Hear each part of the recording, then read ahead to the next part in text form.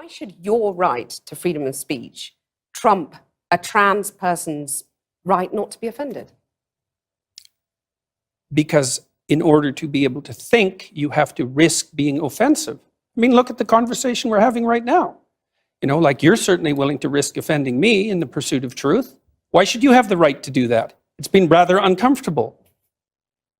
You've connected a lot with a lot of young men, lots of different people, but young men particularly seem to, find something in your message. I'm a young man. I'd like to be improved, please. I want to stop being a pathetic weasel. Yeah, that would be good. Clean up your room. I don't know how you can go out and protest the structure of the entire economic system if you can't keep your room organized. What are the limits of that idea, though? Because you can have a lovely clean room, but if for my generation, we're looking down the barrel of climate change, we can't afford a house, some people can't get work, university education's unaffordable. Like, there are these huge, massive problems in society and the political economy that are also going to, screw us over in the big picture that the clean room isn't going to necessarily fix. If you're going to fix complicated problems, you have to learn how to fix simple problems first. I want to know, what is your answer to young people for some of the really big problems facing humanity, like the climate catastrophe, like economic crisis, like the precarious job market? Because I just don't, you talk all this much about individual responsibility. Most of us are never going to be able to afford to have all of these assets to have responsibility over. So what is your advice beyond banal comments like clean your room? It's actually rather difficult to answer a question that ends with your comments are banal. Politely. I would consider that more of an opinionated personal and political statement than actually a question. So why don't you try reformulating that so that there's an actual question there? A trans woman is a real woman.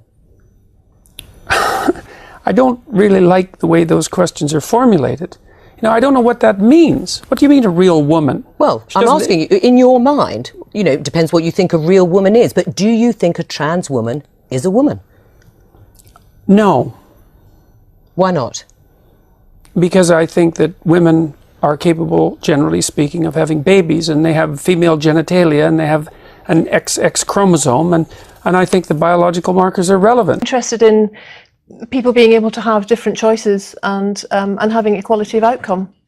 Aha, well, so the overwhelming proportion of people who are in prisons are male.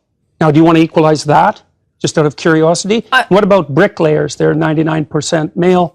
And we've got about 3/4 of the population now in universities in the humanities and social sciences are female. Are we going to equalize that? And men work longer hours.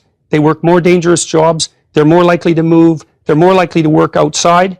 They're more likely to participate in jobs in the STEM fields that are scalable. They make more money for those reasons. And that's all hidden under the idea that the reason that men and women make different amounts of money is because of their gender. Peterson, do you have any comments on the Nazi presence at your protest?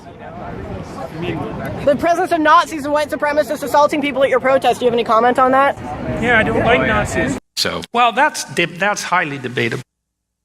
That's highly debatable. Actually, it's absolutely true, because there's never been a secular humanist government on the planet. I don't know. I think the Soviets were pretty secular. No, humanists. Then, I know with all due apologies, you do not know the first thing about what secular humanism is. You should read the Secular Humanist Manifesto. I'm very glad I put you on the spot. Well, I'm very glad that I've exercised my freedom of speech. You get my point. It's like you're doing what you should do, which is digging a bit to see what the hell's going on. So and that is what you should do. But you're exercising your freedom of speech to certainly risk offending me. And that's fine. I think more power to you as far as I'm concerned. So you haven't sat there and I'm just trying to work that out. I mean, gotcha. You have got me. I'm trying to work that. History. You've written the idea that women were oppressed throughout history is an appalling theory. They haven't had a great time, though, have they?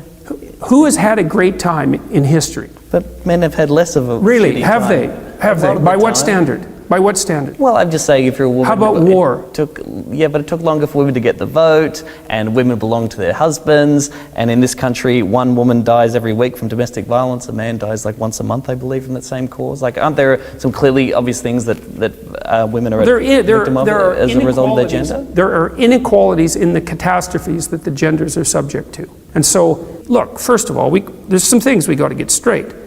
History is a rough business. Everybody had it rough. in 1895, the typical Westerner lived on less than $1 a day, which is absolute poverty by today's standards, right? And so people were brutally poor for almost the entire course of human history. It was rough. You say, well, did men or women have it worse? It's like, well, you know, that's a complicated question. But one of the things you can say is everybody had it pretty damn bad. Marxists say, well, that wasn't real Marxism. What it really means, and I've thought about this for a long time, it's the most arrogant possible statement anyone could ever make. It means, if I would have been in Stalin's position, I would have ushered in the damn utopia instead of the genocidal massacres, because I understand the doctrine of Marxism and everything about me is good. It's like, not suggesting in the least, and have never suggested that there's no domain for social action. I'm suggesting that people who don't have their own houses in order should be very careful before they go about reorganizing the world, which happens in many ways. I see a backlash against masculinity and a sense that there's something toxic about masculinity. But what is this idea of being over? Why is society overly feminized? Well, I didn't ever say that society was overly feminized. So if we're going to discuss my views, we should use my actual words. I'll have the right to determine what language I use, especially when it's backed by punitive legislation. And when the words that are being required are the constructions, they're artificial constructions of people I regard as radical ideologues whose viewpoint I do not share.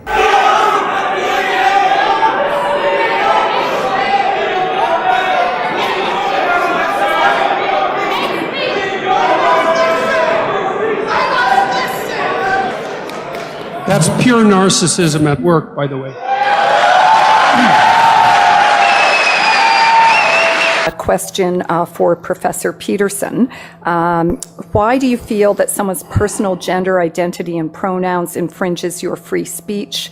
Can one not also argue, based on your interpretation, that professors can use racial slurs in their classroom and that the inability to do so would violate their freedom of speech? There's a difference between saying that there's something you can't say and saying that there are things that you have to say. And I regard these made-up pronouns, all of them, as the neologisms of radical PC authoritarians. Do you understand that? And I'm not a fan of that sort of person. And the reason I'm not a fan of that sort of person is because I've done my homework. I've read everything I can get my hands on in the development of authoritarian political systems, and I know the literature inside out and backwards. And I am not going to be a mouthpiece for language that I detest.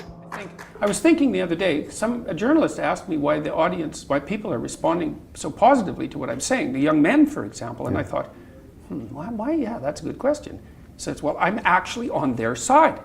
I'm really happy that they're not wasting their lives. I'm really sad to see that people are disenchanted and nihilistic and depressed and anxious and aimless and perverse and vengeful and all of those things. It's terrible. And then to see people question whether that's necessary and then to start to rise out of it. It's like, it's so fun. Like last night I was after my talk, it's overwhelming.